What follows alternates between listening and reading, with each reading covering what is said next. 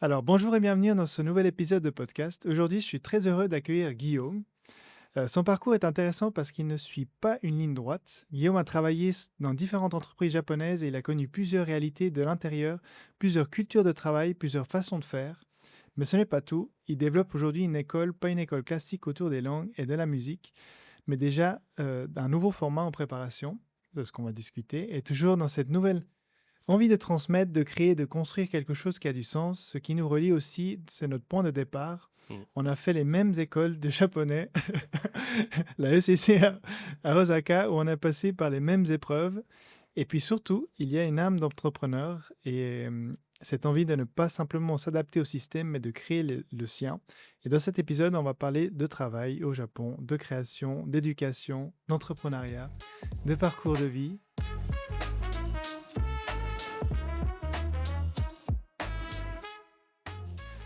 Voilà, est-ce que ça te Ah ouais, très bien, ouais. c'est ce que cette t'image un petit peu qui tu es. Et c'est vrai que ça m'a voilà, ton parcours m'intrigue. On en a déjà parlé, on s'est déjà Mmh. rencontrés. Mais par contre, en passant un petit peu sur ton LinkedIn, je connaissais pas ce que tu as fait avant, en Mmh mh. fait, ton parcours d'ingénieur, c'est ça? Mmh, bien Et on sûr. a même aussi un point commun, c'est que tu as fait de l'électricité. Eh oui. Et moi aussi. Avant de faire l'architecture d'intérieur, j'étais dessinateur électricien. Donc, Oh, dessinateur, ah ouais. d'accord, ouais. Et après, j'ai fait des écoles de technicien électricien. Donc, je Oh! suis un peu perfectionné là-dedans. Mmh. Et peut-être avant d'aller à fond dans cet épisode, est-ce que tu peux te présenter en quelques mots? Ah bien sûr, donc je suis Guillaume Morvan, je viens de Savoie. Donc je suis arrivé au Japon en 2018 où j'ai commencé, bah, comme tu l'as évoqué par, ECC Mhm. et après, bah, c'est là où j'ai commencé, donc à commencer à travailler sur mon école, à partir dès 2019 avec ma femme. Et bah, dans un même temps, bah, il fallait avoir un revenu pour pouvoir survivre au Japon. Donc du coup, j'ai fait un travail d'ingénieur à côté pendant plusieurs années, bah, jusqu'à cette année, du coup, octobre. Ok. Et bon, maintenant, on est, vraiment à 100 sur l'école puisque ça marche, enfin, on est à plus de 400 élèves maintenant, donc on peut vraiment se concentrer, pleinement dessus. Donc comme tu l'as dit, voilà, on a une école de langue et de musique. Heu, donc on essaie un peu, ouais, d'être, vraiment moderne plutôt que de voilà, Donc, l'école a été fondée en 2019. en C'est ça, ouais. 2019, ouais, c'est Donc, ça. déjà 7 ans Ça fait déjà d'existence. 7 ans, ouais, ça passe vite. Et au début, un peu de temps partiel, c'est ça?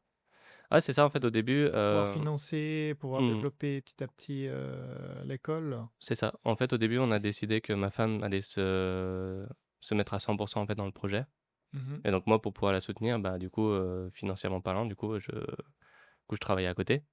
Donc Ok. comme ça, on pouvait à la fois financer l'école et à la fois, bah, financer notre, train de vie quotidien. Donc comme ça, elle pouvait vraiment se concentrer à 100 sur l'école et moi j'aidais à côté, bah, les soirs après, en rentrant du boulot ou les week-ends. Ouais, Tout ce c'était qui est un peu administratif, contrat, surtout administratif, contrat, ouais. financier, Mmh. et ta femme se J'ai concentrait. Bon, non, on parlera un petit peu plus en détail bien du sûr. fonctionnement de l'école et comment tu l'as développé ces 7 années. Mmh. Mais avant cette année, et avant cette arrivée au Japon en 2018, Mmh mh. c'est quoi ton parcours? Où t'es né en France? Mmh. Pourquoi le Japon? Enfin, est-ce que tu peux nous expliquer un peu en Ah détail? bien sûr. Donc moi je suis né à Albertville, donc OK. la ville des Jeux olympiques, 1992 comme on le disait, mais qui va être également en 2030, hein. Donc c'est la Ah oui, ville des c'est Jeux juste, olympiques ouais. des Jeux C'est d'hiver, on a encore la flamme la olympique et la prochaine, après Cortina? ah, Milano, ouais, c'est ça, ouais. mmh Donc la prochaine en 2030, ça sera, bah, de nouveau, du coup chez Albertville. moi. Donc voilà, donc moi je suis né à Albertville, donc le premier savoyard de ma famille, hein. OK. Et heu et après donc moi j'ai suivi un parcours, à la base, d'électricien.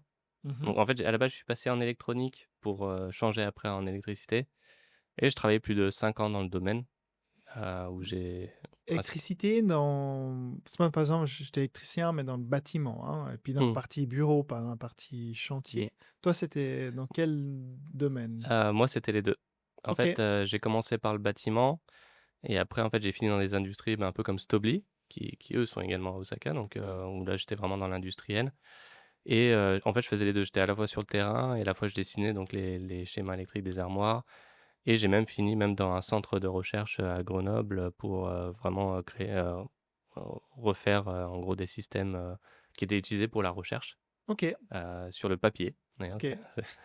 Ce qui est assez drôle d'ailleurs, c'est Grenoble, INP Pagora, c'est les premiers d'ailleurs, enfin ils ont encore la machine originelle, une des premières machines qui crée le papier d'ailleurs. Donc OK. c'était vachement intéressant, donc ouais, j'ai fait ça pendant 5 ans et après en fait, ouais, j'avais un rêve vraiment de devenir ingénieur. Donc du coup voilà, j'ai mis de l'argent de côté pendant 5 ans et après j'ai repris mes études, Ah ouais, dans OK. l'électronique. Donc finalement là, je suis parti de l'électronique pour aller, dans l'électricité, pour revenir dans l'électronique finalement. Donc là où j'ai étudié jusqu'au master pendant 3 ans, À plein temps. du coup Du ouais. coup, Bah, j'étais en alternance, du coup mmh voilà, je travaillais en même temps en tant qu'ingénieur, mais ouais, Mais en cours du s je sais pas si en France, mais mmh. en Suisse, il y a ce choix de cours du soir qu'on appelle, vous Ah avez comme aussi ce ça. système-là ou pas? Sûrement ouais, je Donc tu pense. travailles à 80 Mmh et mh. puis tu as les cours le soir et le samedi matin. D'accord. Bah, nous l'alternance est L'alternance, c'est un peu quoi? différente en fait. En gros, on va alors, en fait ça change en cours d'année, mais en gros on va travailler pendant 3 jours et on va étudier pendant 2 jours. OK, OK. Donc lundi, Le mardi, mercredi système, par exemple là tu et en fait, quand tu es en master 2 après, bah, du coup les études se terminent un peu vers janvier, donc après tu as que quelques cours et après tu travailles pratiquement à 100 pour l'entreprise et bien sûr tu as une thèse, à la fin, OK. donc par rapport à voilà à ce que tu as fait, ouais, durant le master donc Donc là, tu as enchaîné ouais, peut-être tu l'as fait quand même un peu plus tard parce que du coup, si tu avais déjà travaillé 5 ans, mmh. Ouais, j'avais repris tu en 2015 donc ouais, j'avais, avais quel âge, tu te souviens?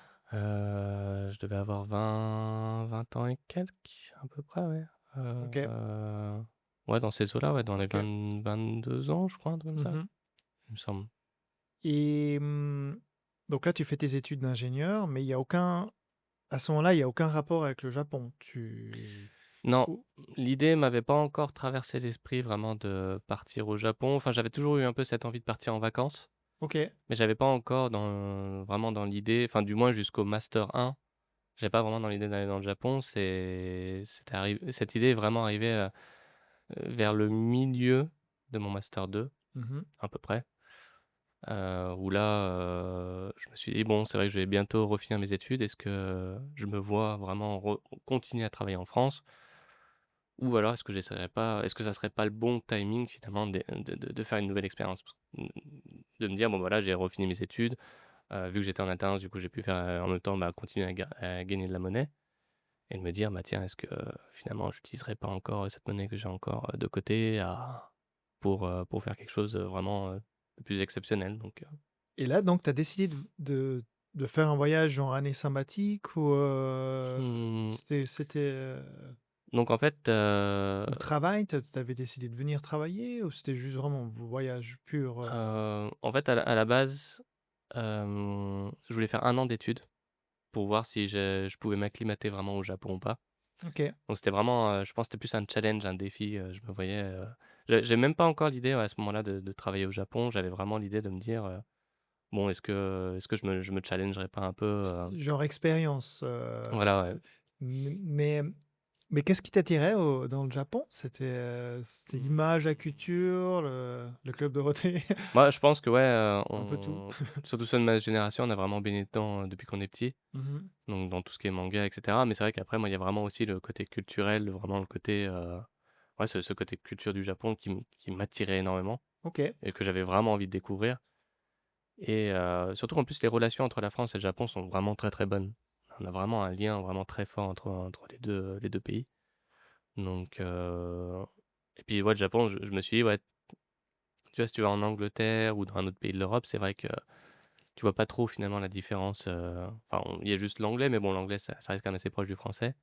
C'est Alors que vrai que il y a pas un choc culturel, ouais, ça. alors que le japonais, que ça soit la culture du travail, même la culture en général, tout est différent. Mmh Donc du coup, je me suis dit: «Bon, bah, quitte à me faire une nouvelle expérience, autant faire un électrochoc» et j'ai un peu ce côté, aventure en plus, donc ouais, c'est vrai que ça me plaisait bien comme idée finalement de me dire: «Bon, bah, allez, On y va, on on y essaye. va» Et c'est ce que tu as fait, du et coup, c'est ce donc que j'ai fait du coup. une année en PVT, En visa étudiant. en visa J'ai étudiant? commencé déjà avec le visa étudiant, donc 1 an à ECC du coup, Ah à OK. Montréal, donc OK. Et, Donc voilà, commencer vraiment en étudiant. et c'est là que tu es arrivé donc en 2018, tu disais. En 2018, ouais, Donc en 2018, tu dis, bon, allez, je pars à l'aventure. c'est ça. Je me réserve une année Mmh, en école de japonais et je démarre. mmh. Et comment c'était l'expérience? Raconte-nous cette année-là. Entre ton Bah, arrivée et c'était une année vraiment mouvementée parce que déjà, moi, en plus, je suis arrivé en share house, donc une très grosse share house, hein. Il y avait une centaine de chambres, hein, donc c'est une très, très, très, très longue et très grosse share house. Mais j'ai rencontré vraiment des gens exceptionnels. On a voyagé ensemble, dans différents coins du Japon, donc Okinawa, Kyushu, on a fait le mont Fuji. Enfin voilà, j'ai fait plein de trucs, absolument vraiment incroyables et après, bah, l'école, heu, bah, c'était je pense que j'ai expérimenté à peu près la même chose que la plupart des personnes. C'est adapté pour ceux qui veulent vraiment continuer leurs études, Mhm. mais en soi, ouais, pour des Français, donc sachant que la plupart des clients de CC sont quand même, chinois pour la plupart, hein. C'est Donc ça. ils vivent énormément justement de la clientèle asiatique. Donc nous, en tant qu'Européens, bon, bah, on va dire que c'était un peu Peu compliqué, mais bon. compliqué. Moi, j'ai fait de mon mieux, j'ai vraiment, réussi à atteindre le niveau N3 au bout d'un an et j'ai même eu, un, comment dire? Un prix Ok. assez particulier pour avoir, vraiment participé à tous les cours, plus les extra cours également, donc ils m'ont décerné un Le prix, prix de la résilience. Le donc prix de je la donc souffrance. voilà, parce que, c'est vrai qu'après faut quand même le sortir cet argent pour un an, donc je me suis dit: «Bon, bah, Ouais, autant le faire à autant le 100%. faire à fond» parce que, Tu travaillais un petit peu en baito comme ça, ou là tu t'es heu, focalisé sur l'apprentissage du japonais? du coup, bah, je faisais 3 choses en même temps. Je faisais l'apprentissage du japonais, donc le développement en même temps donc de l'entreprise Mhm. et ouais, je faisais un petit peu du baito, professeur d'anglais justement à ECC. Donc ouais, j'avais fait ça pendant quelques mois aussi. Ok. Donc ouais, j'ai fait ça. Et tu avais déjà. À quel moment tu as rencontré ta femme? Donc, pendant cette année-là, c'est ça? C'est C'est là ça, que les choses. en 2019 en fait, il y a tout qui s'est accéléré d'un coup, en fait en 2018 du coup, je suis arrivé en fin 2018. En 2019 du coup, j'ai rencontré ma femme et elle Ok. justement, elle était sur le projet de créer sa propre Et école et c'est là où je l'ai rejoint directement, ouais. en 2019, du coup, Mmh tu es revenu, ou comment à la fin de ton. Bon, c'est parce que c'était à cheval entre 2018 et 2019, c'est ça? mh. Donc, en fait, tu as rencontré ta femme pendant ton année d'études C'est ça. à ECC. Ok, d'accord, d'accord. Et alors c'est vrai que pour aller un peu plus en détail pour comprendre comment une école japonaise type ECC, donc ECC pour l'image des auditeurs, c'est très grosse école japonaise Mmh. qui fait de tout, c'est-à-dire autant école d'informatique, Mmh. école de De coiffure. Il y coiffure. avait juste en face une école, ouais, je crois, coiffure Ah, c'était coiffure, ouais. et pour les ongles. Mmh. Et en fait, c'est vrai qu'on a fait la même. Alors moi, je l'ai fait avec beaucoup plus tard, mais on a une expérience qui est absolument identique, Mmh mh. où moi, je l'ai fait en 2023. Mmh. Et alors, je l'ai fait sur 6 mois. Et en fait, ce qui est un petit peu choquant dans ce genre d'école, c'est que c'est sur un système basé en version asiatique et par des Asiatiques pour des Asiatiques. C'est totalement Et, ça. et en fait, dans les Ouais. classes, ou je sais pas, dans ta classe, tu nous partageras. Dans ma classe, on était, je sais pas exactement combien. Je crois qu'on était 15 ou 16 élèves. Mmh. Et en fait, il y avait un Mexicain et moi. Mmh. Tout le reste, Taïwan et Chine. Mmh. En fait, et ce qui crée une grosse différence entre nous et les Asiatiques, c'est que bien sûr, ben, un Chinois, il sait écrire des traits. Et ça, pour moi, ça avait vraiment été dur, quoi. Même que j'avais appris un petit peu les hiragana, Mmh. katakana, d'arriver, s'imaginer qu'on écrit comme un enfant de 5 ans, et puis qu'il faut tout de suite aller comprendre, écrire. Ça, j'en ai, ouais, pendant 1 mois et demi, j'en ai pas mal souffert, j'avoue. Et, euh, et dans la technique d'apprentissage aussi, je l'ai trouvé très, on va dire, je la trouve appropriée et construite pour un Asiatique qui veut atteindre l'université au Japon. C'est Pour ça, moi, c'est ça. il a été créé pour faire ça. Mmh, C'est une machine de gens qui doivent faire le N1 et qui rentrent à l'université au Japon. mmh, Mais pour tous ceux qui ne rentrent pas dans ce cadre, ce qui était notre cas, mmh, où nous, on est plutôt... C'était, enfin, moi, tu me diras pourquoi tu as fait cette école. Moi, j'ai fait cette école pour apprendre le japonais, mmh. à vivre ici au Japon. Ah oui. Mmh, Et encore mieux, et si ça avait été un peu plus loin, c'était vivre ici au Japon et avoir des notions un peu de business ou un petit peu mmh, de, de comment échanger, mmh, mmh, mmh. communiquer sans vouloir faire un N1. Et du coup, moi, après 6 mois, j'étais gavé. J'ai dit stop, quoi. C'est juste pas possible. Je vais péter, je vais devenir fou. Je vais devenir fou. C'est, c'est tellement académique, tellement répétitif. Pour donner une image, je sais plus, sur 14, donc on ouvrait le carnet le matin. Voilà, alors la leçon du jour, c'était se présenter. Mmh. Et puis, un par un, on devait lire la phrase et un par un, Hajimemashite, Yoroshiku onegai shimasu, blablabla. Et un, ça prenait déjà 1 heure à faire tout le tour des 14 pour la phrase 2, tout le tour des 14. Mmh. Après 5 minutes d'échange. Mais ouais, c'était. J'ai trouvé pas, pas incroyable expérience. On en parlera un petit peu plus sur ton école, mais c'est vrai que Mmh. moi, c'est pas ma meilleure expérience que j'ai notée. Alors, quand on faisait les kanji dans les caractères chinois, Ouais. le premier mois, il n'y en avait pas.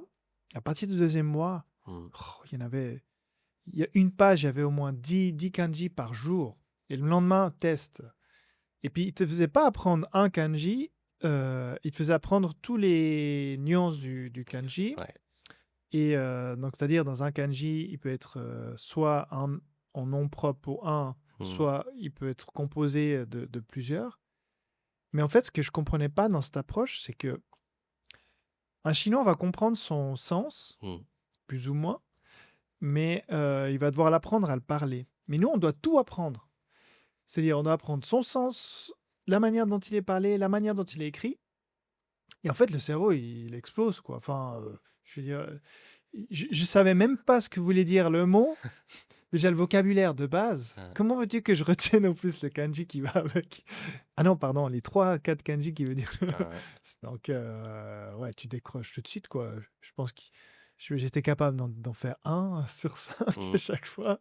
Je sais pas, toi, comment t'as vécu Ah. ce moment-là et si c'était aussi un peu le cas comme ça. Mmh. Bah, en fait, moi, je faisais la technique, d'utiliser, tu sais, une application le matin en train parce que j'avais à peu près 1 heure de train, Type pour Anki, aller à c'était l'école. celle-là? Non?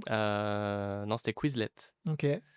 et en fait, ouais, tous les kanji, en gros, je les mettais le soir, dans Quizlet et le matin dans le train, vraiment, je révisais tout simplement et du coup, en arrivant au test et ben, parfois, j'avais même des meilleurs scores que d'autres personnes parce que OK. en fait, je venais juste de les voir. Mais après pour retenir à long terme, Ouais, enfin, enfin, je retenais ça pour la journée et puis ça ressortait directement.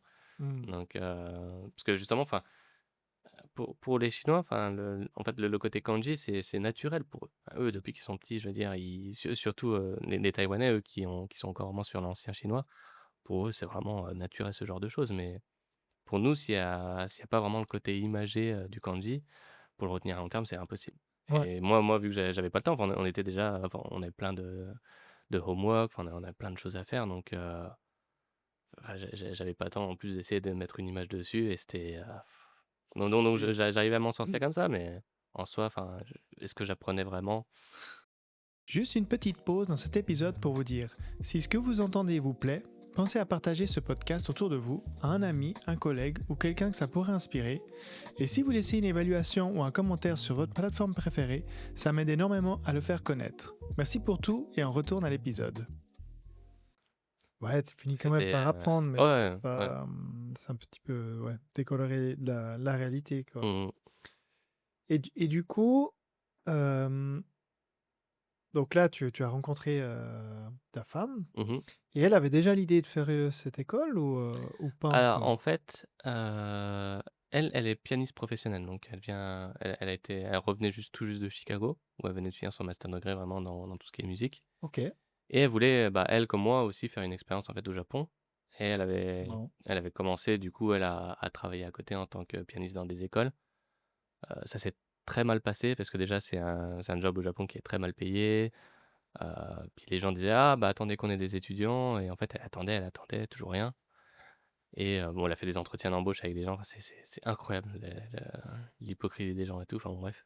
C'est vraiment: «Ah mais sans moi de toute manière, enfin tu pourrais rien faire» et cetera. Bon bref.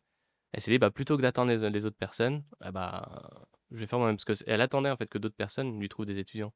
Elle s'est dit: Mmh. «Bah, à ce moment-là, bah, autant que je les cherche moi-même». Je veux dire si c'est pour qu'ils arrivent pas à trouver, bah, autant que je m'en charge moi-même et c'est là en fait, c'est là où elle est sortie l'idée de se dire: «Bon, bah, OK, on se lance dans le projet vraiment de créer une école, d'essayer de trouver des clients et cetera».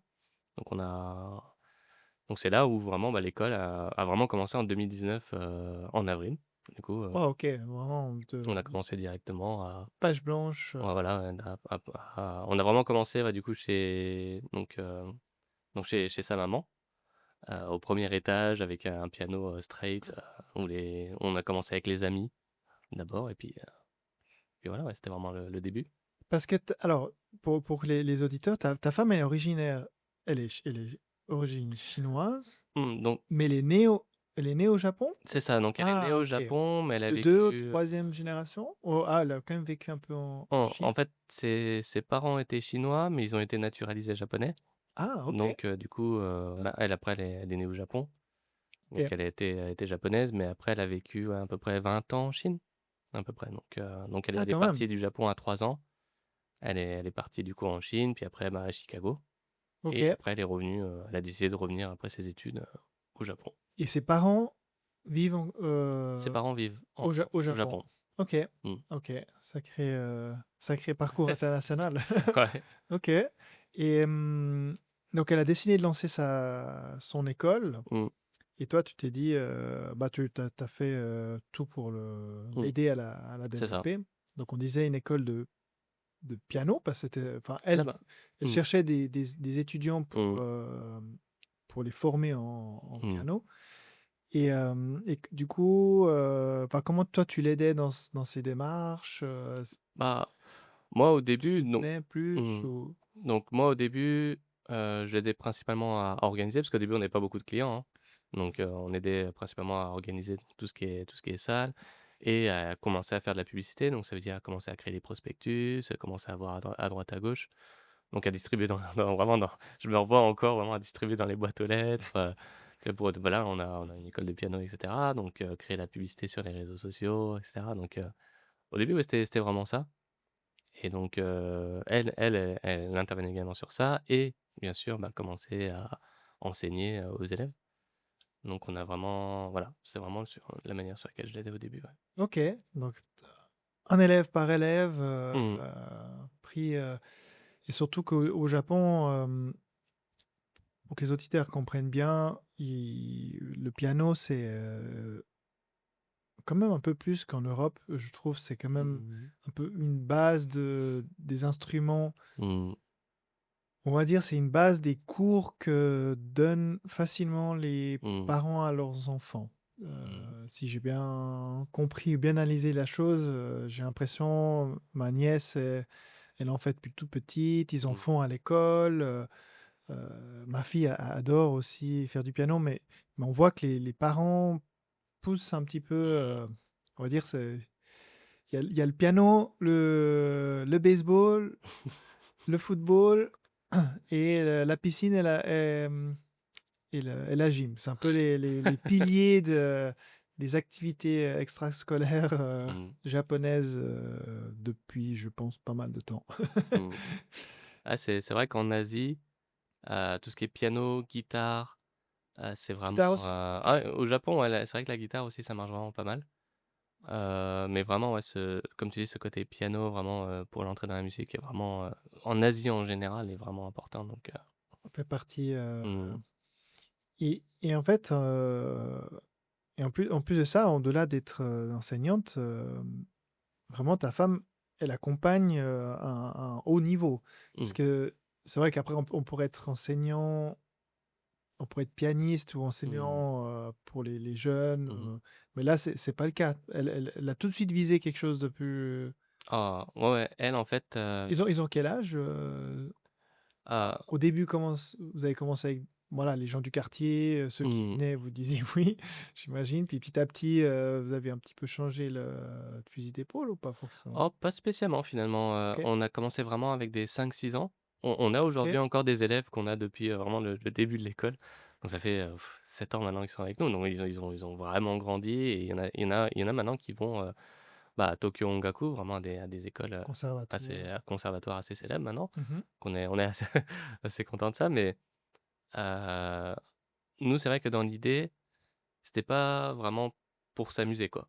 Le piano, nous, on a toujours visé dès le début, en gros, de vraiment préparer aux compétitions et à l'entrée dans les grandes écoles. Donc dès le début, voilà, c'était vraiment, on va donner des cours vraiment pour qu'il atteigne un niveau vraiment professionnel. OK. Et donc beaucoup de nos étudiants ont participé à des compétitions, on a également des concerts chaque année. Mmh. Maintenant, donc c'est des concerts un peu privés où il y a tous nos étudiants qui se rassemblent et le dernier a rassemblé à peu près 85 de nos étudiants, ouais, donc plus les parents et tout. Du coup, ça fait une Waouh, OK. organisation assez, donc ouais, ouais, c'est vraiment le but, c'était vraiment pas, apprendre, comme ça pour s'amuser, c'est vraiment, la compétition. Et puis c'est vrai, alors tu nous raconteras, je sais pas comment tu fais ces concerts, mais j'ai vu les concerts de ma nièce, c'est incroyable. Mmh. C'est un niveau ici. Alors j'en ai jamais vécu en Europe, donc je Mmh. pourrais pas comparer, mais est-ce que c'est aussi, enfin ma nièce toute maquillée, habillée hyper classe, la belle robe, Mmh. et surtout ce qui est impressionnant, enfin tout le comment on pourrait dire? Le scénario, tu arrives, tu remercies, tu t'assieds, tu fais ton show, ils t'amènent les fleurs aussi, ça je trouve ça C'est in exactement ça. incroyable, et depuis tout petit, c'est ça qui est assez drôle. Mmh. De le faire quand ils ont 15, maintenant elle a 13, entre 13 et 18 ans, tu comprends, mais quand ils ont 6, c'est drôle de les voir avec les fleurs et faire tout ce rituel, c'est le cas?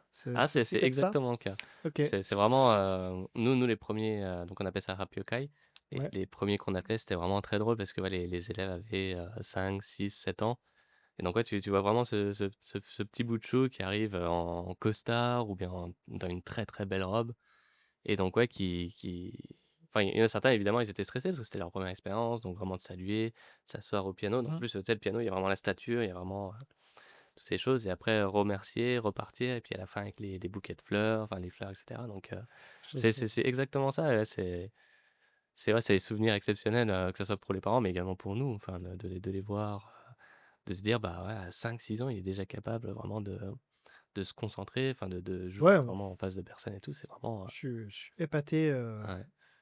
moi je détestais faire ça quand j'étais gamin, et en plus, ouais, le stress que ça générait en moi Mmh. de le faire, et je suis impressionné, de la manière, je sais pas, ma fille fait de la danse, et ils font aussi souvent les présentations. Mmh. Puis je dis: «Ça va? Ouais, ouais, ça va».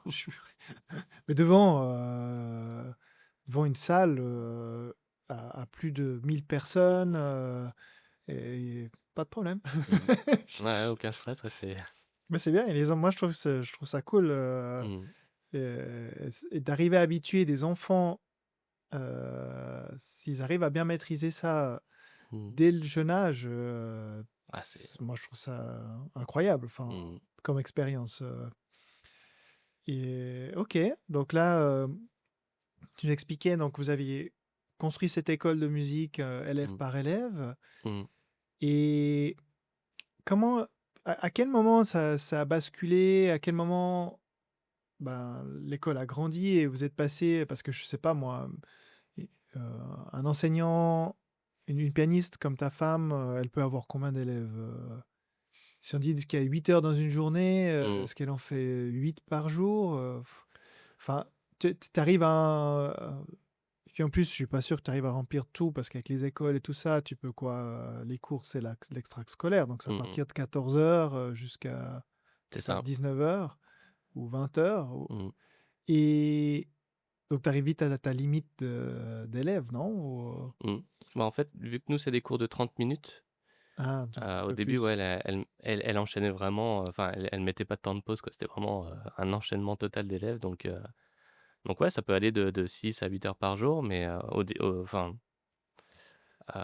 au début, ouais, elle a vraiment enchaîné tous les jours, enfin, c'était vraiment, en fait, un moment où on a commencé à vraiment agrandir l'école, Mmh. ouais, elle enchaînait réellement, des très grosses journées, C'est vrai. donc ouais, c'était au niveau de l'organisation, c'était assez incroyable, et donc là où ça a vraiment commencé à pivoter, je pense que alors nous, on n'a pas eu trop de bol parce qu'on a commencé en 2019, mais juste après, il y a le covid qui arrive à la fin Ah de ouais. l'année.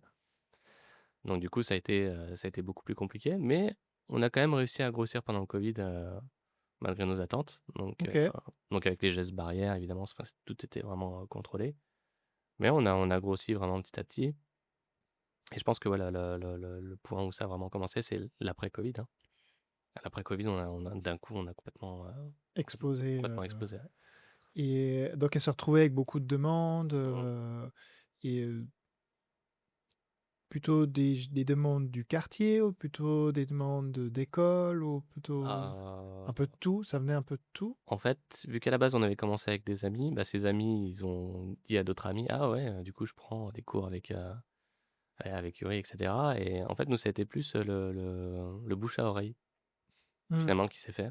Donc c'était énormément d'amis, d'amis, d'amis, d'amis, et cetera, L'effet boule de neige et et c'est vrai, ça a été vraiment, du coup, on a réussi vraiment, donc on avait même des gens qui venaient de Kobe, et ça allait vraiment, ouais, même beaucoup plus loin, hein. Ça des gens, faisaient 3 heures de route, oh bah, parce purée. qu'ils venaient à Osaka, évidemment, mais ils venaient au passage, du coup, pour nous, donc ça allait jusqu'à, ouais, Nagano, je crois, ouais. C'est à peu près 3 heures de route à peu près, ouais, OK. donc pour ils venaient le week-end, le matin, et ouais, c'était vraiment, c'était assez assez incroyable de voir que ça a été allé, aussi loin, ouais, mais ouais, on est beaucoup de Kobe et Osaka, ouais. Et comment donc cette idée de rajouter une école de langue, Mmh, tu l'as fait à quel moment? Donc tu vois que donc les cours de piano ont commencé à cartonner, mmh, vous commencez à avoir du succès avec ça, et toi, comment tu as réussi à passer en cours de langue et comment tu as eu ce point de bascule où tu t'es dit: «OK, maintenant j'arrête mon boulot», mmh, parce que, et hem et peut-être on fait un petit aparté là-dessus d'abord avant mmh, de passer à ce point de bascule. mmh. C'est que tu nous expliques aussi tes expériences de vie, au travail, parce que là, tu as travaillé dans une boîte japonaise pendant Ouais, c'est de 2020 à peu près, ouais, 2020 jusqu'à début 2020, ouais, ouais, jusqu'à octobre dernier, à peu près, ouais. OK, donc Octobre de l'année dernière, ouais. tu as fait quand même un bon bout de chemin dans Mmh. une entreprise 100% japonaise ou? Ah, j'ai fait différentes entreprises, OK, mais ouais, ouais, raconte-nous un peu elles étaient, l'expérience. tous, ouais, 100% japonaises, ouais. OK. Oh, j'ai eu des très bonnes expériences comme des très mauvaises expériences, et ce qui est drôle, c'est que la plus mauvaise expérience que j'ai eue finalement, c'était dans une école. Donc parce que j'ai également pu travailler pendant quelques mois pour une école, donc dans le service IT. OK. Ça s'est très, très mal passé. Donc De pour quelle raison ou tu peux nous expliquer le un peu? donc ce qui Pas était drôle, c'est que moi je gérais mon école, donc j'étais CO de mon école, et en fait, bah, je travaillais avec un CO du coup d'une autre école. Donc où je les aidais justement pour la partie IT. Donc l'avantage, c'est que moi j'avais l'expérience, donc eux, ils étaient très intéressés là-dessus. mmh Donc on était dans des domaines à ce moment-là qui étaient complètement différents. Donc sauf que, bah, ce CO, détestait tout ce qui était management. Mettre un CO qui est pas bon en management, bon, C'est c'est un choix très courant au Japon, malheureusement. Ça m'est pas arrivé qu'une seule fois, et ouais, c'était vraiment, enfin, il engueulait tout le monde, il remettait la faute sur tous les employés, et puis bon, à un moment, forcément, c'est arrivé sur moi. Donc au bout d'un moment, mais bon, c'est ouais, c'était, heu, bah, ce qu'on appelle du power hara, ouais.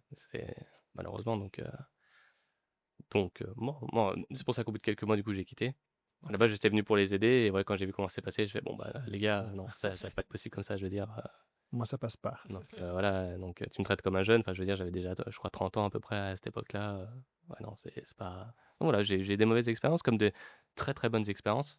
Les 2 dernières autres entreprises, surtout la dernière entreprise, en fait, a complètement matché parce que j'étais en freelance. Du coup, moi, je me suis mis en freelance il y a 2 ans en arrière. OK, donc tu étais pas vraiment salarié, en fait? J'étais pas du tout Heu, salarié, du coup, Dès là, le départ? Non? Tu as fait un peu de salariat quand même? ah oui, j'ai fait du salariat jusqu'en, je crois que la dernière entreprise, donc où j'ai dû partir, pour, pour raison économique Ouais, de l'entreprise. Je crois que c'était en 2024? OK, Ouais, 2024, ouais. OK, Octobre 2024 et c'est là où je me suis dit: «Bon, bah, OK, je pense que c'est bon, l'école marche bien, je peux me mettre en freelance».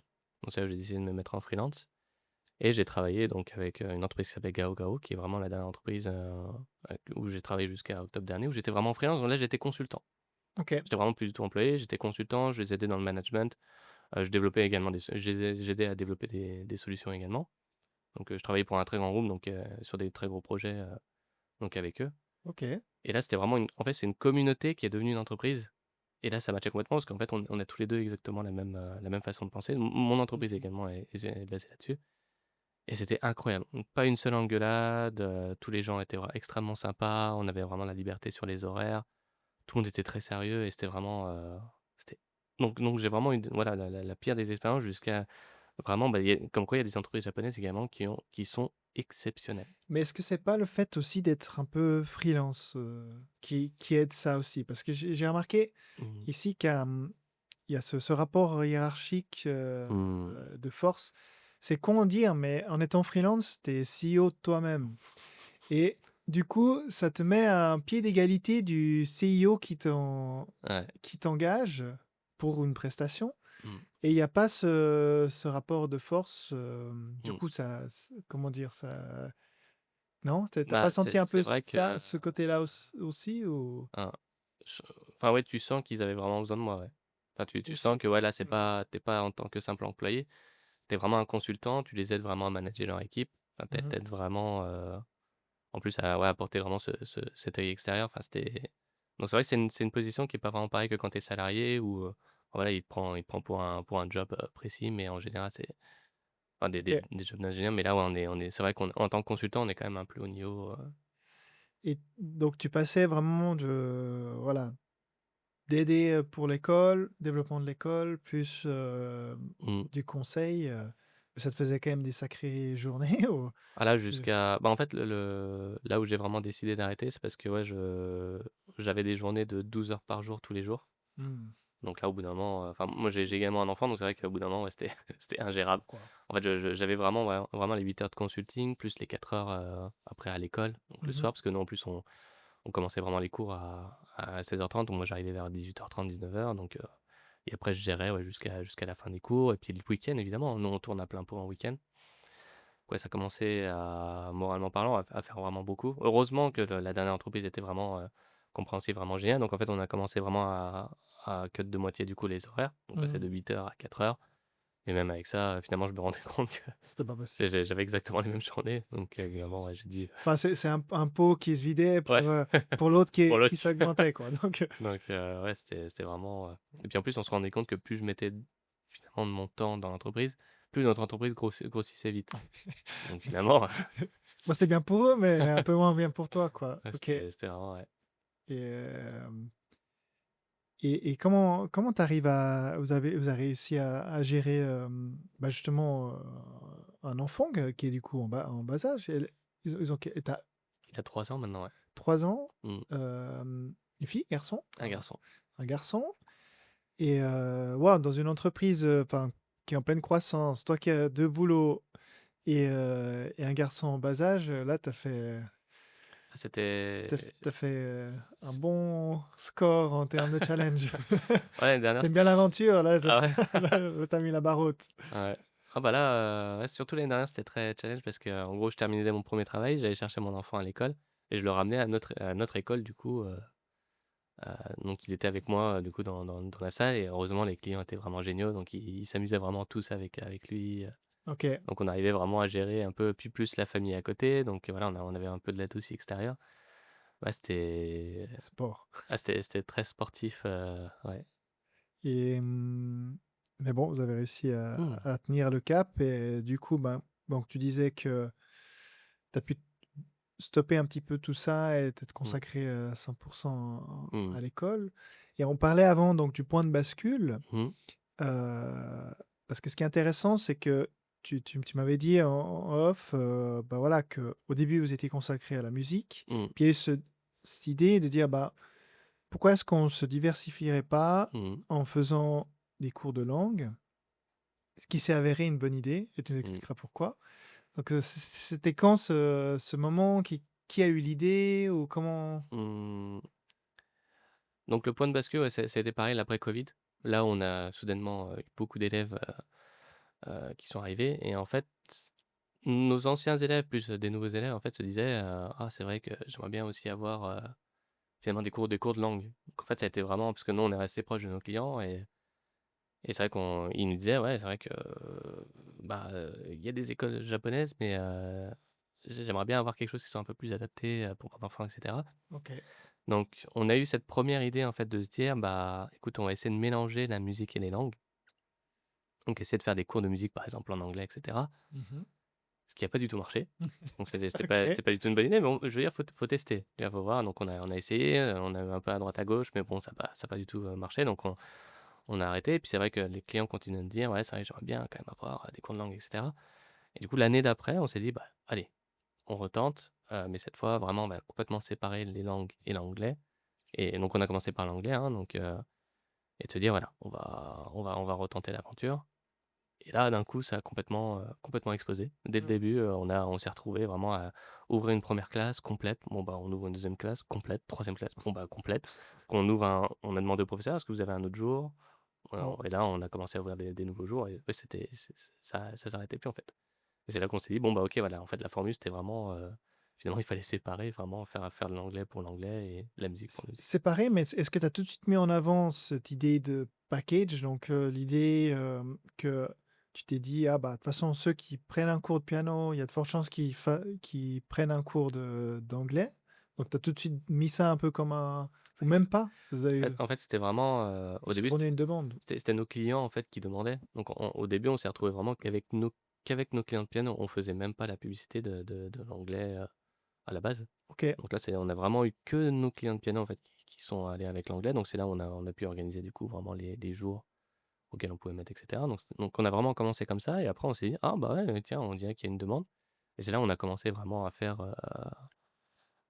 du coup, vraiment la publicité pour l'anglais et là, d'un coup, ouais, Ça a explosé. ça a explosé, ouais. Donc c'était en 1 c'était l'anglais, En c'est ça? premier c'était l'anglais, vraiment.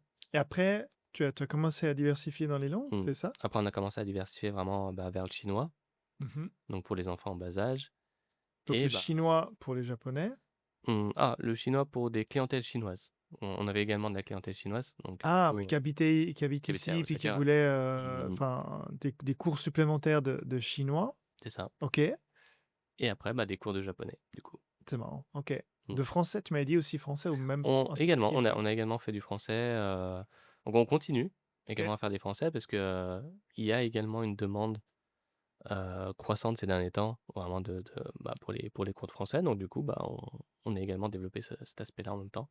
c'est c'est vrai, c'est marrant, c'est marrant. Mais c'est vrai que c'est une bonne idée parce que en Mmh. fait, pour les parents, ben, ça évite de s'inscrire dans 2 écoles différentes, ça évite, C'est c'est ça. toujours le même lieu, Mmh. heu, toujours les mêmes têtes, Mmh. on va dire, et c'est vrai que ça en général, ça matche bien quand tu diversifier les C'est ça. typologies de cours, Mmh. et ça s'avérait une bonne idée parce que c'est vrai que sur le papier, ça paraît un peu bizarre. Mmh. Mmh, enfin, bizarre dans le sens de dire: «Ah bah, j'ai une école de langue avec une école de Ouais, musique». ouais. Mais c'est vrai que par rapport au marché ici, au final, ça avéré que ça fait tout à fait sens, quoi, complètement. Évidemment, ouais. Ça, je trouve, hyper intéressant, Mmh. et on voit que, que la courbe de croissance, correspond à l'idée de base. Mmh. Donc bravo, c'est bien. C c'est bien, et comment vous avez, géré la croissance? Parce que du coup, bon, voilà, entre chez belle-maman, faire, un cours de piano, puis se retrouver à 400, Mmh. j'imagine que vous avez dû déménager, trouver des bureaux, Ah ouais. les aménager. Vous avez changé 2 fois de locaux? Vous avez Ouais, gardé les mêmes? donc en fait, on a commencé donc, chez sa maman et à peine quelques mois après, du coup, nous, on a pris au premier étage donc de notre propre maison. OK, Donc là, on a pris le premier étage pour faire les cours de piano. Et pareil, à bout d'un moment, bon, bah, il y avait beaucoup trop d'élèves, donc c'est là on devait trouver du staff, mais on va pas enfin, on avait qu'une seule salle à ce moment-là. Donc c'est là on a décidé du coup de trouver nos 1ers, locaux, donc mmh, qui sont aujourd'hui donc nos locaux d'origine OK. et donc à commencer à avoir des professeurs et voilà, on a commencé à développer comme ça, ouais. Donc on a changé, ouais, deux fois, ouais. 2 fois, mais du coup, dans le même bâtiment, tu me dis que tu avais Mmh, pu louer différents étages, mmh, donc en croissance, tu as pu aussi, louer mmh. différents espaces qui te permettent de grandir et là, tu atteins encore de nouveau une limite, c'est ça? On atteint encore une nouvelle limite, ouais. Là, donc en fait, ouais, on a commencé avec le deuxième étage, donc à Tsuruhashi. Donc après, on a pris une nouvelle école vraiment, au nord et après, bah, on a développé le quatrième étage, pour, parce que les langues, en gros, on faisait les langues et la musique, Ouais. au deuxième étage et c'était plus possible. Donc du coup, on a décidé de prendre un nouvel étage qui est spécialisé en langue et l'autre, qui est spécialisé en musique. Mais maintenant, les 2 deviennent complets, donc on va devoir, à nouveau déménager sûrement les langues, autre part et mettre la musique du coup, au quatrième étage. OK, Donc c'est donc, tu nous donneras de toute façon, je mettrai les liens, dans le descriptif de la description de tout ce qui est, mmh, l'école pour que les gens je comprenne et s'imaginent. Donc on rappelle aussi l'école est à Osaka. Osaka. Elle est dans quel quartier Tsuruhashi. qui se situe, Donc Tsuruhashi, c'est Tsuruhashi? vraiment dans le centre d'Osaka. C'est centre, est de Osaka Oh, c'est ou même vraiment pas? Ou ouais, plutôt c'est vraiment très proche du centre-centre. En centre, fait, en fait, il y a Namba, Tennoji et Umeda et nous, on est juste au milieu. On est près du château d'Osaka. OK, Château voilà. d'Osaka, Bah, c'est en juste, vélo, voilà, c'est à 5-10 minutes, ouais, on est voilà. vraiment à côté du château Comme ça, d'Osaka. les gens peuvent un peu s'imaginer de Mmh. où se situe cette école et vous êtes de cette région-là ou vous êtes, ou pas forcément? Ah ouais, on a vraiment commencé, de Tsuruhashi, enfin, on est vraiment, ouais, de Voilà, ta maison aussi dans cette mmh zone, on a toujours été vraiment dans cette zone. dans cette, c'est pas quelque chose que vous avez bougé Mmh mh, mmh. ou retravaillé Mmh. et est-ce que toi heu, donc tu me parlais un petit peu et tu me diras si tu veux qu'on en parle ou pas encore, on Mmh. fera peut-être un épisode par rapport à ça. Par rapport à cette idée de développement d'une classe, un petit peu différente, Mmh. tu veux déjà on peut déjà en parler Ah ou? bien sûr, ouais, ouais. Donc raconte-nous un petit peu plus en détail, cette idée Mmh. d'ouverture d'une nouvelle école et enfin, Mmh. d'une nouvelle typologie de classe. Parce Mmh. que, pour résumer, aujourd'hui, tu donnes principalement des cours à des locaux, donc des enfants Mmh. qui font soit un cours de piano, soit un cours d'anglais, soit les deux, soit du chinois, etc. Mmh. Mais là, toi, tu voulais ouvrir une autre typologie de cours, c'est ça? C'est ça.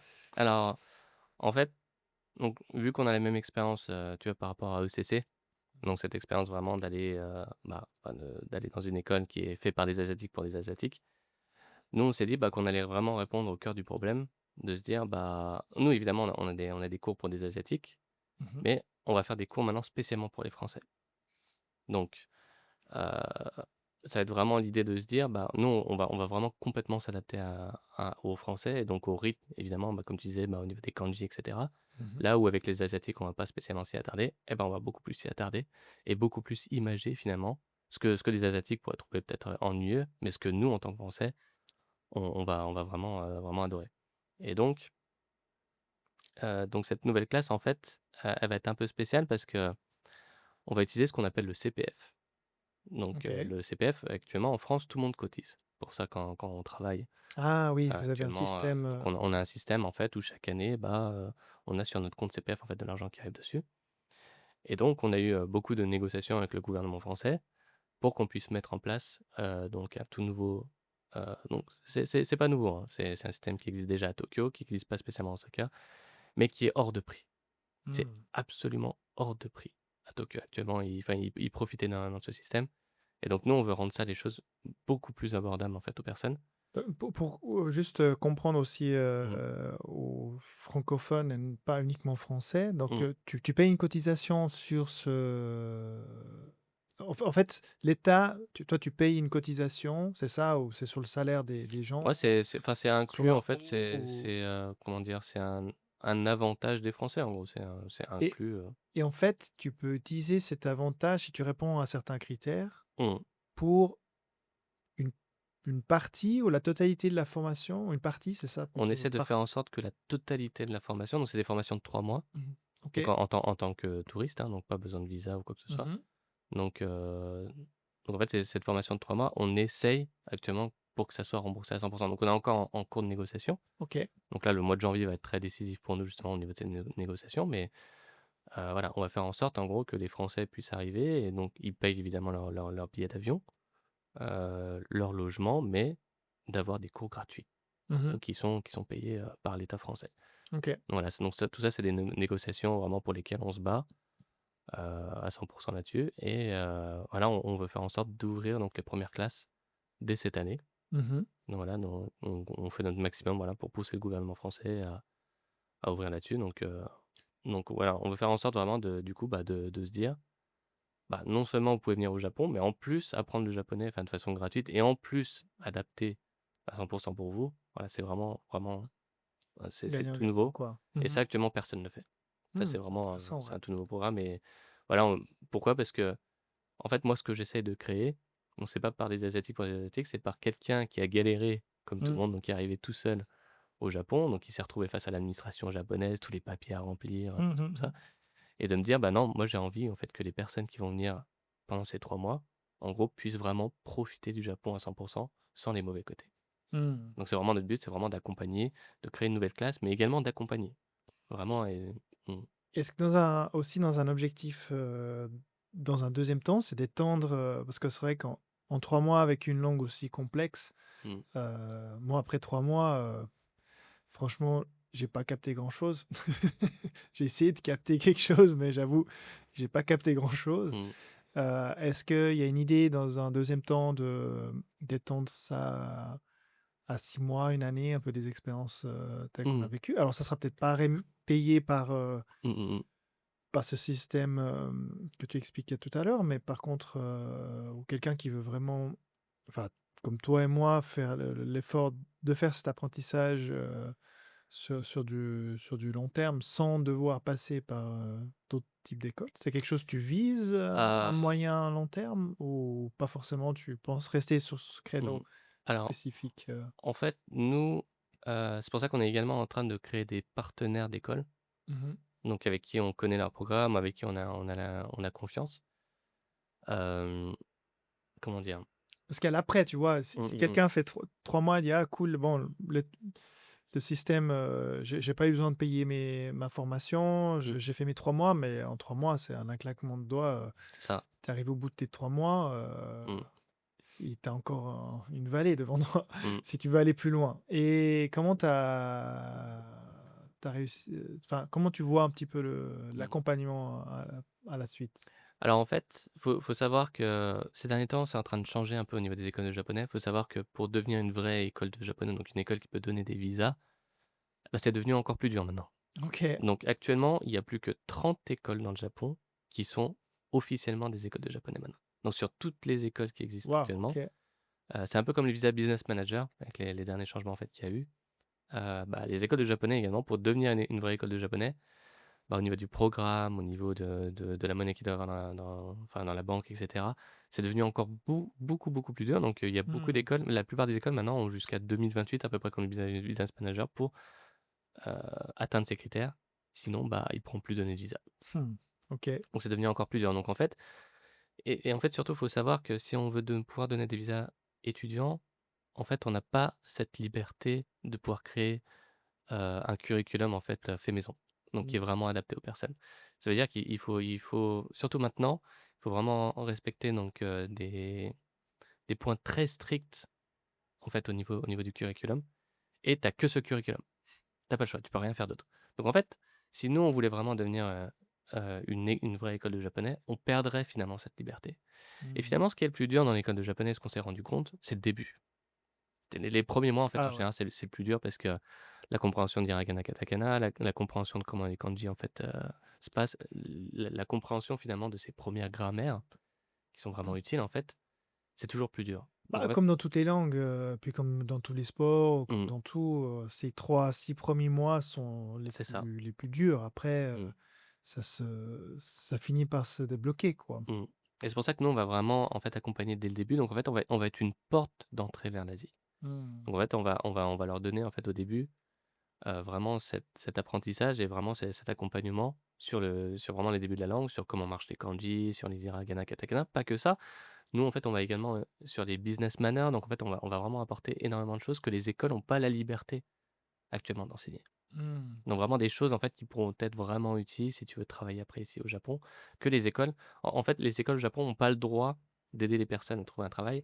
Elles ont, l'obligation, en fait, d'aider des étudiants à poursuivre leurs études au Japon. En Ah, fait, les c'est curriculums bizarre. sont basés comme ça. Ils ont pas le choix. ECC et Ouais, cetera. ouais, ouais. En fait, ils ont pas le choix. Ils peuvent pas créer des programmes qui sont là pour aider. Donc ils peuvent faire des classes, des sortes de master class à côté, voilà, pour aider au CV. Mais bon, moi, j'y ai participé. C'était c'était vraiment inutile. Enfin, je peux le dire directement. Et nous, on s'est dit: «Eh ben, on va prendre le sens on va prendre, en fait, dans le sens inverse». C'est qu'en fait, on va dès le début, en fait, on va les aider vraiment comprendre les business models, comment ça se passe Mmh. au Japon. En plus, maintenant, avec la nouvelle première ministre, maintenant, il commence à y avoir donc des classes de manières qui commencent à devenir obligatoires maintenant au Japon pour apprendre justement les manières, en fait, comment est-ce que ça marche, en fait, au Japon. Donc nous, on va OK. inclure justement, on va directement inclure ça dans notre programme. Donc voilà. Et surtout, il faut savoir une chose, c'est que maintenant, pour pouvoir rentrer dans les écoles de japonais, de plus en plus, maintenant, les écoles vont demander un niveau N5 obligatoire. Donc par rapport à nous, en fait, on a pu accéder aux écoles, OK. même sans rien connaître. Et ben, en fait, maintenant, ça va devenir de plus en plus compliqué. Ils vont demander, du coup, de prendre des cours en ligne ou des choses comme ça.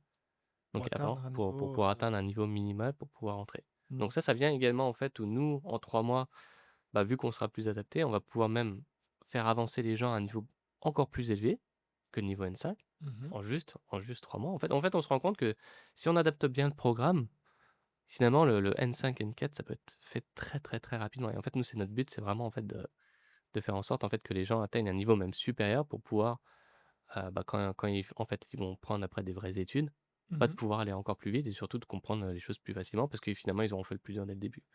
Ouais, ce qui est c'est dommage que le gouvernement prenne un petit peu cette orientation. Mmh, En fait, ils opposent un modèle à un autre c'est ça. et en fait, les 2 peuvent coexister.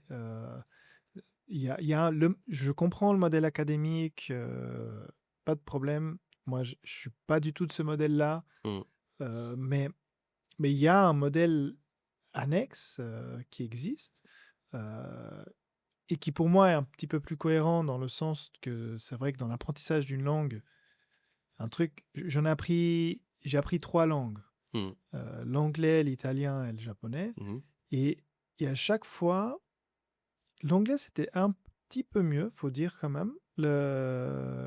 C'est c'est trop académique et en fait, quand on est enfant, un enfant il va pas à l'université avant d'apprendre à parler. Alors C'est ça. pourquoi je vais pas montrer à mon enfant de 3 ans, commencer à écrire des kanji. Je veux dire, Mmh. après 2 mois. Mmh, mmh mh.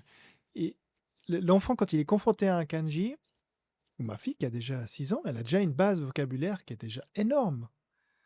Donc, l'apprentissage se fera aussi beaucoup plus facile des Mmh. mots quand on a déjà un vocabulaire qui est une base de vocabulaire qui est déjà bien ancrée. Et pourquoi je dis l'anglais, c'était un petit peu mieux? Parce que l'anglais, ce que je trouvais intéressant, c'est que les 3 premiers mois, c'était beaucoup plus basé sur le jeu de communication, Mmh. il y avait des bases grammaticales, mais c'était vraiment ciblé, jeu collaboratif, on faisait des petites présentations, on faisait Mmh. des petits tests comme ça, prenait beaucoup plus de temps que de passer 3 heures sur la grammaire. C'est ça. Heu, tu beau apprendre 3 heures sur la grammaire, si tu pas compris un peu la base, je et ça et surtout ce que je regrette beaucoup au Japon, c'est que comme il y a dans la langue, il y a plusieurs manières de parler, enfin, avec des niveaux de curseur OK. poli, pas poli, plus des dialectes, Mmh. enfin, plus ou moins dialectes, c'est surtout des expressions, la manière dont ils parlent. Heu, dans mes 6 mois de cours, à la fin, j'ai commencé à apprendre la base de comment ils parlent à peu près à la maison chez moi et pour moi, je dis: «Mais attends, un enfant, tu lui apprends comment on parle en famille avant de lui apprendre à parler poli».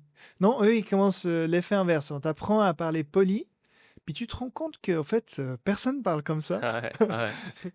Oui, on l'écrit, donc OK, Mmh. mais bon, tu vas pas commencer à lire le journal, Mmh. à tes premières semaines d'école, non? Enfin, je trouve, ouais, si tu arrives en 3 mois déjà à tourner des choses de manière plus Mmh. logique dans la manière, que c'est fait, là, franchement, tu aideras déjà pas mal de gens Ah bah, ouais, ouais. Et à faire une c'est première introduction ouais, dans le pays, hein. c'est exactement ce que tu as dit, en fait, c'est qu'ils t'apprennent vraiment le japonais académique. Mmh. Donc ça veut dire que c'est adapté pour après si tu veux continuer, vraiment dans les écoles. Mais ouais, bah, moi j'ai eu à peu près le même problème quand j'ai commencé à travailler dans une entreprise japonaise. Quand je commençais en fait à parler, même après mon niveau N3 que j'avais réussi à atteindre au bout d'un an, les gens comprenaient pas. En fait, ils me disaient: «Mais pourquoi tu parles comme ça, Et oui, parce qu'en fait le vrai japonais que tu apprends dans la vie et le japonais académique sont complètement différents. Parce que toi, tu parles en anglais avec ta femme? Non, tu parlais quel Ah, on parlait anglais, ouais, anglais, principalement, OK. ouais. Donc ouais, tu l'avais pas tu pas forcément Donc ouais, c'était un choc assez, c'est vraiment un assez gros choc, ouais, finalement de se dire: «Bah, j'arrive en entreprise et finalement, bah, j'ai un niveau N3 mais les gens me comprennent pas». ouais, ce Ouais. qui est en fait, enfin, moi, c'est de la science-fiction parce que en fait, quand tu apprends dans ce sens-là, Mmh. tout devient plus facile après. Je veux dire, là, maintenant, je pourrais recommencer l'école, Mmh. c'est-à-dire après 2 ans où maintenant j'ai quand même un acquis du point de vue parler familial. Mmh. Maintenant, chaque heure de cours que je fais, la l j'absorbe beaucoup plus parce que j'ai Mmh. déjà une base en vocabulaire. Ah tiens, bah, tu vois, ça s'écrit comme ça. Ah bah, tiens, ce kanji s'écrit comme ça. Si tu le fais dans l'autre sens, Ouais, ça a pas vraiment de sens. C'est moi aussi justement et c'est pour ça qu'on a décidé de créer ce programme.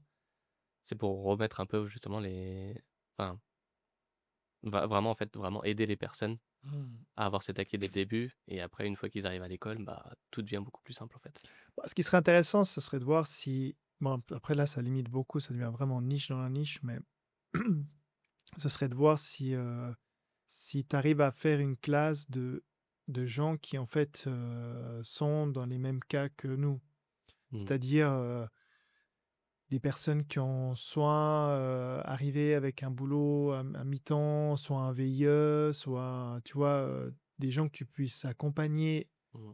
heu, la même chose, mais au lieu de faire 3 mois, bah, de le faire, sur une année et puis c'est des gens qui ont pas de problème de visa, donc là, Mmh. tu t'en occupes pas, mais par contre, tu les formes pour, un VIE, par exemple, Mmh. où tu dis: «Bah, ouais, écoute, tes VIE, bah, je sais pas s'ils sont obligés de bosser à 100 les VIE, je sais Mmh, pas, c'est une faudrait. bonne question, ouais. Bah, ce serait intéressant de dire, voilà, toi, tu fais tes VIE, mais tu fais pas du 100 tu fais du 80 et tu as 2 soirs par semaine et le samedi matin Mmh. et là, on te cravache, le japonais, mais on te le fait en manière, apprentissage enfantin dans un objectif business. Mmh. Donc de plus tard, vraiment l'apprentissage de tous les jours, en Mmh. communication. Oh, si tu fais une formation comme ça, Bah, en fait, on a déjà une formation comme ça, OK. justement, enfin, c'est des cours du matin, donc de 2 heures, Mmh. 5 fois par semaine, où en fait on aide, justement des parents, heu, comment dire? Pour la vie de tous les jours, en fait. Donc Ah! là, on part pas du tout sur on a déjà un programme comme ça, en fait, on part pas du tout sur, quelque chose qui est académique, mais complètement à l'opposé, en fait, où ça va être vraiment on a des exemples, comment réagir à l'hôpital, à l'école, quand on fait ses courses et cetera. Donc Mmh. on a déjà développé et ce qui est d'ailleurs, c'est la chose la plus drôle, c'est que le bouquin qu'on utilise spécialement pour ça, c'est un bouquin qui est créé par le gouvernement japonais, qui est absolument exceptionnel. OK, Ce tu me bouquin est donneras, les exceptionnel, les liens. Comment ça s'appelle? Marugoto OK, moi le et ce qui est drôle, c'est que c'est créé par le gouvernement japonais. Ce bouquin est exceptionnel, mais les écoles, donc les vraies écoles de japonais, ont pas le droit de l'utiliser et tu te dis: «Mais ça a aucun sens» et du coup, nous, on l'utilise et en fait, il y a enfin, c'est vraiment l'intérieur est très, très imagé, bah, c'est vraiment il prend des exemples concrets. Bah, en fait, ils sont basés sur des bouquins d'anglais de Cambridge ou d'Oxford qui sont très imagés, qui prennent des mmh. situations réelles et cetera. Donc ils ont pas réinventé la roue, mais c'est exactement le genre de bouquin que tu as besoin. Alors que nous, c'est vrai que quand on était à FCC, on se tape, Minano Nihongo, des trucs comme ça. Ce sont des vieux bouquins qui sont pas du tout enfin, tu as une image, mais c'est tout en japonais, enfin, c'est incompréhensible, Ouais, puis c'est comme si on t'apprenait, dans Mina Nihongo, par exemple, ouais, tu es là, mais moi, à chaque fois, je demandais à la prof: «Mais j'ai jamais entendu ça. Ça pareil. fait une année que je suis là, j'ai toujours pas entendu ça». Ah oui, mais C'est non, mais je veux pas parler comme le gars qui fait la présentation du téléjournal. Je m'en fous. c'est Moi, je veux parler comment ma femme, elle parle. ouais. Ouais, et et c'est vrai que tu toujours là, Mmh. entre, c'est comme si on t'apprenait pour donner une autre image, c'est comme si aux élèves, on apprenait le vieux français. Et voilà, on vous apprend le vieux français. «Ah mais c'est pas comme ça qu'on parle, hein, dans la rue, mais C'est tu sais comment on le parle». exactement ça. Je dis même: «Je veux pas parler comme un avocat moi. C'est Je veux parler comme mes parents, mes amis ou mes collègues le font». ouais, Et je trouve que, c'est exactement ça. hein, je sais pas l'image, je pense qu'elle est assez bonne, mais Ouais. il y a cette distorsion, et c'est vrai que si tu as des après tu peux apprendre le vieux français. Mmh. Enfin, quand tu as appris le français de base Mmh. et que tu as appris à le parler, à Mmh. comprendre, à l'utiliser tous les jours, après tu peux te perfectionner, Bien c'est sûr. c'est pas, Mmh. contre, mais commencer comme ça, moi je trouve que c'est rude, quoi.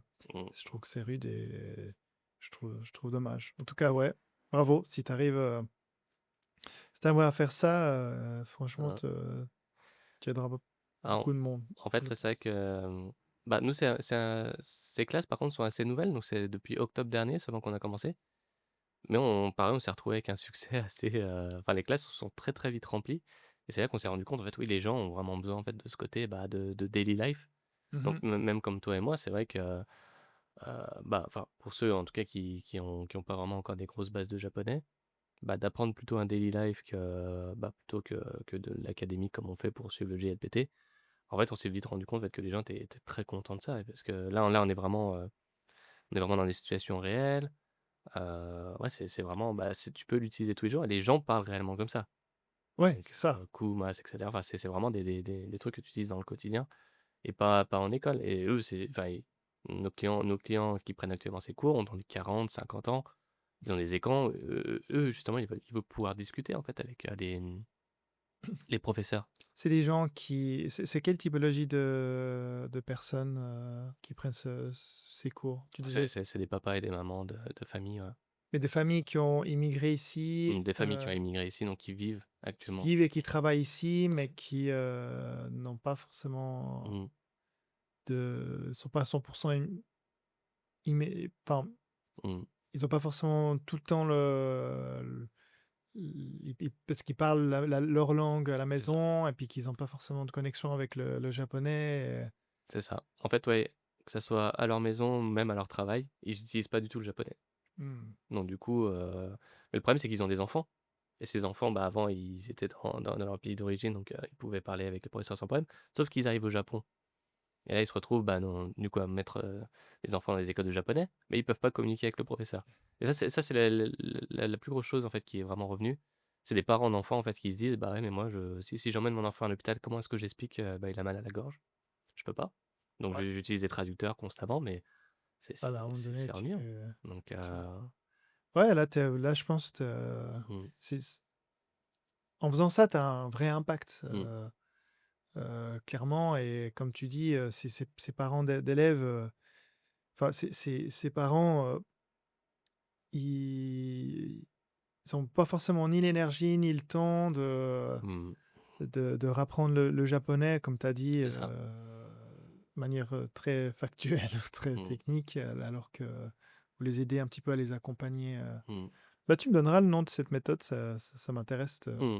de voir comment Ah, ça fonctionne. c'est un tout nouveau programme qu'on a développé parce qu'à la base, on pensait aider les enfants, mais Et au final, tu as dit: finalement, «Waouh!» ouais, on aide beaucoup plus les parents et c'est ce qui est marrant, c'est que c'est vrai, c'est des parents qui enfin, leurs enfants prennent des cours de piano, des cours d'anglais et finalement les parents, bah, eux, ils prennent des cours de japonais du coup chez nous, ouais, donc c'est assez drôle et on s'y attendait pas en fait, vraiment OK, ce genre de choses, OK, on est vraiment dans notre business, c'est vraiment à tester, je vois tester des choses et ouais, et voir qu'est-ce qui fonctionne, qu'est-ce qui mmh, fonctionne pas, c'est ça. Bon, en tout cas, bravo. Est-ce que il y a quelque chose qu'on n'aurait pas parlé ou que tu aurais aimé communiquer, Bah, peut-être une dernière chose, c'est vrai que pour, revenir donc, à ce nouveau programme qui va utiliser CPF, en fait, on va même aller encore plus loin cette année où on va, donc comme j'ai dit, on va vraiment faire un accompagnement total, donc que ça soit trouver un logement, enfin l'école et Mmh. cetera. Mais on est même encore en train d'aller encore plus loin parce qu'on va aller vraiment dans l'expérience. En fait, on est en train de changer notre entreprise d'une simple école finalement à une expérience totale où on va également partir dans le tourisme, mais aussi, du coup, mettre les personnes qui apprennent le langage, en fait, dans des situations réelles. Ça veut dire que faire visiter des entreprises, des artisans, peu importe. Donc on est vraiment également en train de créer une toile d'araignée, en fait, totale, Mmh. où les gens pourront, vraiment avoir, accès à différents services et surtout où ils pourront utiliser leur propre langue pour pouvoir accéder à ses propres services. Donc on est vraiment, en fait, en train de créer un réseau total, de services, en fait, où les gens, bah, s'ils ont besoin de quelque chose et ben, quelqu'un pourra leur apporter de l'aide ou alors, bah, vraiment expériencer vraiment le vrai Japon, finalement et Ouais, comme j'ai dit, vraiment tous ses bons côtés sans tous les problèmes que nous ouais, les on galères. a eu, toutes les galères qu'on a vraiment eues, parce que ouais, que ça soit au niveau de l'école ou même, en dehors, hein. Enfin, je veux dire, on a tous eu les mêmes problèmes, hein, au niveau des papiers japonais et cetera. Bah, C'était moi, avec ma femme, ouais, ça c'est va. vrai, Je mais la remercie tous les jours pour gérer toute cette heu, une bonne part, pour m'aider pour gérer toute cette partie. Mais mmh, c'est vrai que j'ose même pas imaginer comment ceux qui ont pas de femme japonaise et qui débarquent ici. c'est ouais, c'est compliqué. Bon, maintenant, il y a ChatGPT, c'est quand même, Heu, avec l'IA, c'est quand même une sacrée aide. Mais j'ose même pas imaginer ceux qui avaient même pas l'IA et comment est-ce qu'ils. c'est sportif, hein. Ah, je pense que Heu, ça puis devait être sport. même avec l'IA, hein, on se rend compte que finalement il y a plein de choses, enfin que tu sais pas en fait. Enfin, c'est pour ça que le gouvernement japonais dit toujours: «Ah ouais, enfin les ils respectent pas les règles et cetera». Bah non, en fait, il faut que tu puisses dire clairement, dans leur langue d'origine en fait aux personnes: «Bah, s'il te plaît, paye ça». La plupart en fait, enfin, juste ne savent pas en fait et c'est vrai que même avec ChatGPT, bah, on peut pas enfin, faudra lui demander de nous-mêmes en fait: «Ah ouais, est-ce qu'il faut que j'aille, faire ce papier-là?» Ouais, enfin, c'est c'est là que tu vois c'est que c'est encore un peu archaïque. même nous en tant qu'entreprise, enfin tous les papiers qu'on a à faire, bah, on a des ce qu'ils appellent des Benkyokai, mais tous les Benkyokai sont en japonais. Enfin, c'est bien, mais Bah, c'est comme moi, je reçois une lettre du visa, tout en japonais. Oui, mais bon, j'ai un visa épouse, ça fait 6 mois que je suis au Japon. heu, Même si jamais, admettons, j'avais un visa business, mmh, tu me vois une lettre comme ça, je sais pas. ouais, Moi, en Suisse, j'ai vu avec ma femme toutes les démarches et tout ça. ouais, C'était tout dans les deux langues, en bien anglais, sûr. en français. Mmh. Euh, Tu peux pas admettre que tout le monde puisse parler parfaitement japonais et lire des phrases. Ah ouais, ouais. En... je Mais sais au pas, fur et à mesure, bien sûr, mais c'est enfin, pas dès le début. pas des débuts. Donc on Enfin, on demande tellement de choses dès le début, en fait, de pouvoir, remplir des papiers et cetera, que ça soit pour la retraite et cetera, mais ouais, mais je parle pas japonais, enfin, je viens juste d'arriver dans votre pays, comment est-ce que je me débrouille là-dessus? ouais, là, C'est il y a donc encore du ah, travail. donc c'est pour ça que nous, on va vraiment apporter cette expérience, cet accompagnement total. Mhm. Donc c'est vraiment un service qui existe pas, que nous, on veut vraiment mettre en place. C'est pour ça qu'on travaille également de pair avec le gouvernement français pour vraiment, bah, pousser le gouvernement français, en fait, à vraiment pouvoir apporter cette aide et donc bah, voilà, donc moi, ça après on pourra en parler peut-être plus en détail dans un prochain podcast, mais Ouais, c'est vraiment, je trouve intéressant et je me réjouis ben, de voir cette évolution et mmh on fera sûrement d'autres épisodes pour voir un petit peu comment cette école et ton parcours entrepreneurial bah, évolue pour voir un petit mh, peu comment ça se passe. On verra, je pense qu'aussi politiquement, il y a pas mal de choses qui vont changer au ouais, fur et à mesure, mais voilà, je trouve intéressant le virage que vous faites malgré la situation. mmh. Et je me réjouis de voir, en tout cas, vous avez mon soutien. Tu crées l'école que j'aurais aimé Ouais, en fait, c'est un peu près ça, ouais, voir. on crée l'école dans laquelle on aurait voulu On voulu aurait être, en voulu fait. Ouais, être. et là, c'est vraiment, bah, comme la phrase, je pense qu'elle était très, très bien faite. C'est pas des asiatiques pour des asiatiques, c'est vraiment, bah, fait par des foreigners pour des foreigners, donc nous, on est vraiment complètement à l'inverse. À l'inverse. Et c'est vrai que moi, j'en ai pas trouvé à nulle part. Ah, J'ai aussi cherché un petit peu et on tombe toujours sur les mêmes écoles. mmh, Et vraiment, ceux qui nous écoutent, s'ils ont des écoles qui trouvent des écoles différentes de celles mmh, qui sont enseignées aujourd'hui. Mais comme tu dis, si le cursus t'oblige pour ce visa, il n'y aura pas en fait. mmh, mmh, Le mmh. gouvernement a obligé un système d'apprentissage qui est Ça, pas. enfin, surtout que ça fait pas de sens parce qu'eux, en plus, enfin, avec le taux de naissance qui est en train de baisser, enfin, eux, justement, ils ont besoin de personnes qualifiées et il y a des tas de personnes qualifiées qui viennent chaque année. Et le PVT, c'est pas quelque chose que Ah bien sûr, tu viserais, enfin, dans le sens, toi, tu offres une solution, bah voilà, ok, celui qui veut vraiment son visa étudiant, qui veut ça, tu sors de ça, mais celui qui dit, ah bah moi je fais un PVT, mais c'est cool, j'ai trouvé une école qui m'apprend des bonnes bases de japonais sans utiliser le système, ça, c'est peut-être quelque chose. justement, ouais, c'est l'école qu'on a montée depuis, l'année dernière, donc les cours de japonais qu'on a montés l'année dernière, on veut justement aussi le faire pour les PVT. Ok, Donc on veut vraiment développer différents types de classes, donc des classes de 3 mois, des classes pour ceux qui vivent au Japon. Donc ceux qui seront en PVT, ils rejoindront justement ces classes, ouais, qui ah ok, donc c'est vraiment mmh, pas que les 3 mois comme tu expliquais avant, mais mmh, dans du court, moyen et long terme, mmh, de développer vraiment bien une sûr. branche pour aider les francophones Mmh, à apprendre le japonais, enfin pas que francophones, mais euh, également les personnes qui habitent c'est ça. avec une autre typologie Mmh. d'apprentissage du japonais. C'est ça, en fait, tous ceux qui n'ont pas eu notre chance, en gros, bah, je veux pouvoir leur donner justement la chance de pouvoir accéder à des cours, bah, qui soient adaptés vraiment à ce dont ils ont besoin. Ce que Mhm. les écoles de japonais aujourd'hui ne peuvent pas leur apporter. Ok, ils n'ont Donc même pas le droit de. et ils ont même pas le droit, donc c'est là, en fait, où nous c'est pour ça que l'année dernière, je pensais à me dire: «Bon, bah, ouais, pourquoi pas, est-ce qu'on essaierait pas de pouvoir donner des visas étudiants?» et cette année, on a complètement abandonné et au Ok, contraire, on s'est dit: «Bah, non, on va être une porte d'entrée pour d'autres écoles». ok. Voilà, parce que dans tous les cas, il faudra le JLPT. Donc dans tous les cas, mais c'est juste qu'en fait, s'ils ont une meilleure connaissance dès le début, donc des 3 premiers mois et surtout où ils apprennent en fait côté business et cetera, bah, en fait, par rapport à nous, c'est beaucoup plus simple après Bah, le l'apprentissage. GLPT, en fait, tu peux très bien avoir des bonnes bases après une Mmh, année, puis dire, comme beaucoup des examens, écoute, tu te concentres pendant mmh, 1 mois sur exactement comment le GPT fonctionne. Tu c'est fais ça. que ça, tu réussis le GPT, après tu oublies. Parce que de toute façon, la moitié de ce que tu auras appris là, tu vas jamais Ah l'utiliser tous les jours. ça Enfin, c'est je caricature, mais tu vois, c'est comme passer certains examens, tu te concentres que là-dessus, c'est ça. et puis Bah, de via. toute façon, le JLPT, ça a été fait pour pouvoir continuer ses études, hein, pas pour trouver du travail. Ouais, Donc c'est pour ça que même le JLPT en soi, enfin le diplôme en soi, est pas du tout adapté en fait aux besoins des entreprises et c'est pour ça que nous, en fait, on est en train de se mettre en partenariat aussi avec des entreprises pour vraiment commencer en fait à créer un sorte de programme annexe au JLPT qui soit adapté aux entreprises. ah, là, ce Donc serait vraiment top. vraiment donc on est en train de développer tout ça, donc ça prend du temps, hein, parce que Ouais, le temps d'avoir des partenaires donc qui te ressemblent, enfin ouais, qui te restent et cetera, ça prend énormément de temps.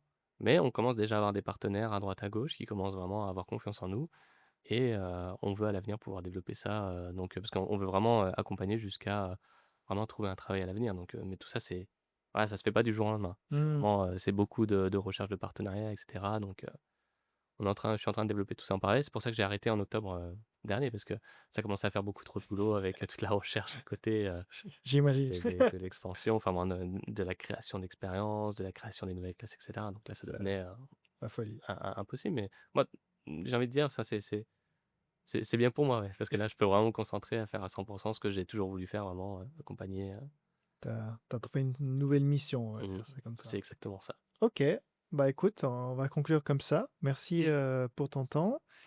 Et puis, bah, on vous dit à bientôt. À bientôt. Et n'hésitez pas à nous faire des commentaires et à partager cet épisode si vous a plu. Et je vous dis à une prochaine. À une prochaine. Ciao! Encore mille merci d'avoir écouté cet épisode jusqu'au bout. Si vous avez aimé, abonnez-vous pour ne pas rater les prochains. Et comme toujours, n'hésitez pas à le partager autour de vous. Et je vous dis à très bientôt. Ciao!